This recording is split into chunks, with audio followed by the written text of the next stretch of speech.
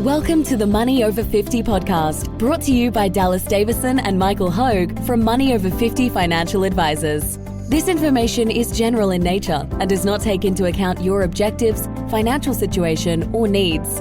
Therefore, you should consider whether the information is appropriate for you and your personal circumstances.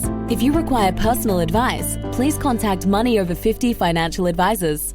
Here are your hosts, Dallas Davison and Michael Hogue. Welcome to Money Over 50. Today's topic is sort of an addendum to our previous listener question about working in retirement. So, Michael, your title that you've come up with here is Why a Retiree Could Benefit from Working, which I think is it's a bit like, you know, the Zen thing of what's the sound of one hand clapping. Yeah, that's right. It's a bit of an oxymoron, isn't it? A retiree in working. Yeah. So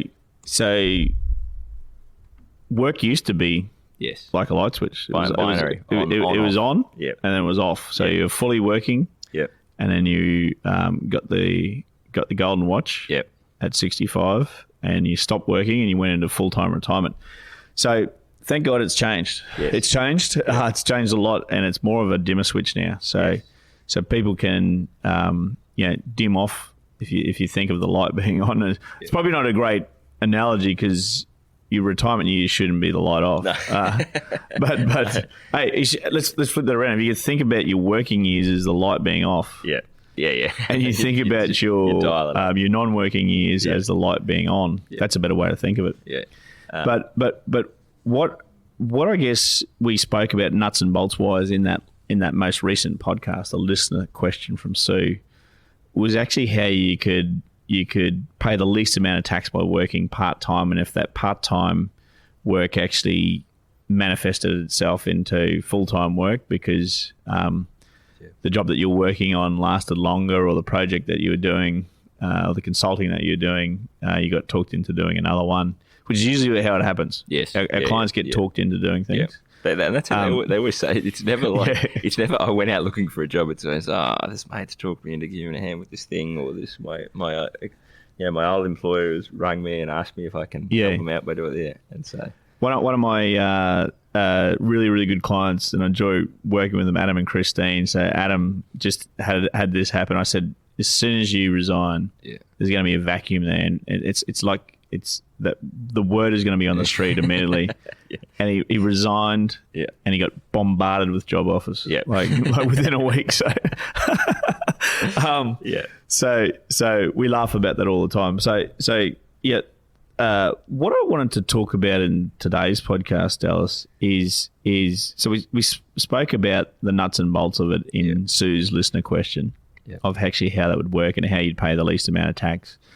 And you want to have the philosophical conversation. And so we're having the philosophical conversation now. So I'm why all about someone? Normally these are my topics, the philosophical. Well, they are, and you were talking the other day when we were having coffee. So tell that story. So we got talking as we do, having a coffee around here in the office, and I got talking about so Nicola and I. I'm 32. Nicola's 35, I think. We've got a 3-year-old and we're almost 3-year-old and a toddler. So we're sort of at the peak of our busyness in terms of our personal life. And then I was saying that there's something a bit fundamentally broken about the way our career is laid out, because it tends to be that at your peak of your busyness in your personal life tends to be the peak of your busyness in your career. And what I mean by that is, when you're 21 or when you're 20, you generally have no real marketable skills. You've got nothing to bring to the table, and you don't. So you're not busy in your career in that way. That you're probably busy. Like when I was 20, I was busy digging a hole somewhere, but it wasn't really that. I wasn't that valuable. I wasn't a sought after commodity. And then I think in your 50s and 60s, you start to actually wind back a bit often in your career and sort of step sideways into a role that you sort of find your little niche that you don't tend to have to. You probably work smarter and not harder, kind of thing. So your 30s, it tends to be the time when you are most time poor, because you've now developed, or in my case, I've spent 10 years becoming the best financial planner in Australia, and so now you go, right, I'm 32. I have that ability, and it's the time when you're most sort of needing to and wanting to financially get yourself into a position and work sort of your hardest while you've also got a toddler and a baby at home. While you're a personal assistant to two toddlers. That's exactly right. That's my unpaid job. Yes, I'm a personal assistant to two toddlers. Exactly. And so... And my paid job is being a financial advisor. Yeah. So. And we were just talking about this the other day, having a coffee. I was saying, like, I remember times, and this is examples. I remember when I was an electrical apprentice. I was the worst electrical apprentice in Australia, by the way. I'm very quick to admit. When I'm the best financial planner in Australia, you can trust that it's true, because I was the worst electrical apprentice in Australia. Sometimes we would work, an 8-hour shift from 6 in the morning till 2 o'clock in the afternoon. And between 2 o'clock in the afternoon and 10 o'clock at night, we'd go to sleep. I had nothing that I had to do, or nowhere that I had to be, or I was young, single, carefree. As I said the other day, no girls wanted to borrow me, so there was no distractions on that front. I had no real commitments of my time. I didn't have all the spare time in the world, but I had the most spare time that I've probably almost have had and will have in my life. And I think what happens is that in your 30s and 40s, you're sort of just flat out with work and kids and all these different things in your life. And then you get into your 50s and 60s and particularly 60s and 70s is probably more what I'm looking at here, because your kids are off your hands. They're sort of set up and your career or your work winds back. So either you sort of take a step back, or like I say, you found your little niche where you maybe are working smarter, not harder. You've built up retirement savings to the point where you sort of don't need to work if you don't want to. It's sort of at that time when your cost benefit analysis of doing work. So to go and do 4 hours worth of work if you don't have many other demands on your time, it's not a huge trade-off. Whereas for me right now, to go and do 4 hours of work, I then have to it either has to cut into my time in my business, or it has to cut into my time with as you say, as a personal assistant to the toddler and the baby. So I think that this was the philosophical thing of what we see, and what we see a lot of is the healthy approach to this is, I've said many times that there's a lot of people who are in a position where they could retire and they just don't feel comfortable and safe doing so. And I don't think that's healthy. I think you need to really, if you're working because you feel like you're not safe and secure and you can't afford to do it, you need to really sit down and do the numbers. But what we see a lot of is a lot of people in those early years of retirement that get a huge benefit from working. Look, spot on. And look, the way that I see it is that in Australia at the moment, I speak to business owners of all different industries, and I've never heard every single industry say that they have a shortage of skilled labour right now. What that means is that people like you and I, of our age with young children, those type of families, they're all so time poor, and there's a genuine need, with not all of them, but a lot of them, there's a genuine need for paid help. Yes. At the same time, we have a whole cohort of people moving from full-time work into retirement who are still young enough and still have the need, or the want, probably more, want to actually do some of that paid work. So I've joked, but I don't think it's a joke at all, that every busy street should have a little old lady at the end of the street. And that little old lady might only be 60. That should be cooking home-cooked meals for the families of the street, and actually should be running a little business. Be running a little business by supplying, 3 meals a week of home-cooked, beautiful, wholesome home-cooked meals. Look, that's a simple example. And it's something that you could start off a little business with a Facebook page or something like that. And word of mouth would catch on very quickly.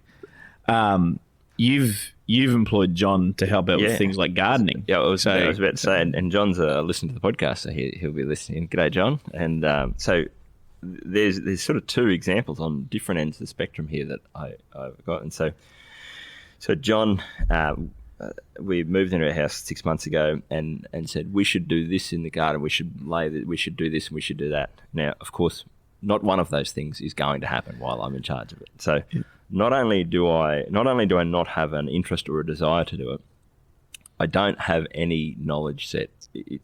I can run a full blown cattle property, or I can live in a unit. Yeah. I can't actually maintain a house and a garden and that kind of thing. So there's a vacuum there where I have no desire and no knowledge and no ability to develop that garden, that and it's a small scale example, but it's very interesting because John loves gardening. Like that's his hobby. That's what he's really into. If you go to their house, their garden is immaculate, and we got talking about this, and it's exactly that vacuum where John's garden is immaculate, and so the next door neighbour one day got talking and said, I really need some help. I'm not getting to this stuff that I want to get done. Would you be able to help me out? And so, in the space of no time at all, John's got a daycare that he does the gardening for. He's got the next door neighbour. He's now got my house that he helps me out with. Yeah. And he's actually going to be taking care of the garden at the front of our office. Yeah, so he's going to do the gardening for our business as well. And it's funny because it's a vacuum where I say there it's not, and that's I think the beauty of this example is that this is a thing that John enjoys. So he enjoys it. Yeah. So he doesn't need the money. No. He enjoys it. Yeah. He's young enough in his retirement and fit enough to be able to do it. Yeah. And we and you have a genuine need for this. That's right. So it's a win. It's one of those win-win situations. Yeah. Yeah. And look, again, I harp back to never before have I seen every single industry in Australia virtually crying out for they say we can't get staff. We can't get staff. Now, does that mean the skills that you have apply to every single industry? No, it doesn't necessarily. No. However, all of those people that are running these small businesses and medium-sized enterprises, they're all time poor, and they all, they going back to the example of the little old lady that lives down the street or in the next street that brings home cooked meals for a paid service. All of those business owners that are short of staff and all of that, what does it mean? They're actually doing that work themselves. Yeah. Like they can't get staff. They're actually doing that work themselves. As a consequence of that, they don't have time to garden. They don't have time to run errands. They don't have time to do all these types of things. Yeah. There's a real, I think there's a real cottage industry for people that have ceased full-time work. Yeah. There's a real cottage industry here that's up for the grabbing. Yeah. In terms of things that can and will spring up. Where like John's story, where all of a sudden, because he's interested in something and he has the time to do it now, he's been through word of mouth, has gotten quite a few clients, if you like to call it that, and it's an interesting one because you'll notice that, and that's why I think it's a good example. So John's a retired engineer. You'll notice that he doesn't want to go back to engineering. He doesn't want to go and be an engineer. He enjoys. He's done that phase of his life. He's got himself set up so that he can be retired, and it's purely now based around what does he enjoy doing and what does he like doing, and how he's just getting paid an amount of money to do that. And look, there's a misconception out there as well that this has to be cash work. It doesn't have to be cash work. So so classic example of the work that he's going to do for our business and your legal practice. Yeah. So that work has to be on the books work for us to claim that as a tax deduction. Yes. So we'll have to pay John on the books. Yeah. What can he earn? Yeah. Well, we know that he can earn assessable income of up to $23,000 a year. And pay no tax on that through the tax-free threshold of $18,200 and the low and middle income tax offsets. Yeah. So you have to do a lot of work to push up into a situation where you're effectively paying any tax, notwithstanding that you'd actually have deductions then. Yes. Because you'd have fuel and you'd have basically all those types of things that you would, if there's taxable income, it's the costs incurred in earning that taxable income you can deduct. So it doesn't actually have to be It doesn't have to be cash work it's a here. good point. You've got a long runway there before you start paying any tax. Especially because we touched on this in the example from our listener question of earning $45,200 worth of income and paying total tax of just the super contribution tax of $3,447. So on that $45,200 worth of income, the tax payable is 7.6%. Like that's the effective tax rate, the average tax rate across the board. So it is interesting you say that, because I think that is the misconception of, we've got to do stuff for cash. What people I think are referring to there are trying to hide income, which is, I'm all for trying to pay as little to the ATO as possible, but it gets into legal grey areas there where you probably don't need to be, or don't want to be pushing into, and don't need to be, because when you're in your early 60s in particular, before, if you've got too much in assets or you're not of age pension age, Centrelink isn't an issue. Your income doesn't affect Centrelink. You're not going to get Centrelink because of your assets test or because you're too young. On that first just over $45,000 worth of income, you're paying with that strategy that we talked about in the last thing, 7.6% of that in tax. It's a very small portion of that income. It's such a small amount that you're basically rounding. It's not like when you were working full time and you were earning $120,000 a year, and then you got offered a different role in more stress and more hours for $140,000, and you go, well, it's an extra $20,000, but I'm going to pay 39% of that in tax, and we're talking about 7.6%. So you can earn quite a bit of income on the books. Completely, it's tax deductible to the people, to the businesses that, assuming you're working for a business, it's tax deductible to them. It's all clear and above board. It's all fine, and there's no reason you can't do that. And the other misconception, I think, as well, is that you have to set up complicated structures, like a company or something like that, if you're going to provide these services, or you have to be registered for GST. No. I don't have the exact amounts in front of me, but you don't have to be registered for GST until you get over 80,000. How much? About 80,000. 80,000. Yep. Wow. So you could. So the lady at the end of the street could be making meals on the books, or John can be providing gardening services, or whatever else you can think of. There's a plethora of actually examples there. You could do that as a sole trader, so you don't have to set up a company. You could. There's other issues potentially, like workplace health and safety and all that sort of stuff. Other issues that we sort of don't know. Much about, but from a what we do know about is that you don't have to set up complicated structures. You don't have to register for GST. All those types of things you can set up. Australian business number. You set that up online in 30 seconds. In 30 seconds. I've done that before. So and away you go. And you can earn like $45,000, and with the right contribution strategy, you can pay an effective rate of tax of under 8%. And for most people, they wouldn't be actually probably earning that much either. No, another interesting one, Dallas, is that for if you're getting the age pension, there's another misconception. If you're getting the part age pension, that you can't do any work or it will significantly affect the age pension. That's quite generous as well. Yeah. So there's I forget the terminology of it, but it's the first up to half of the first 500 a fortnight.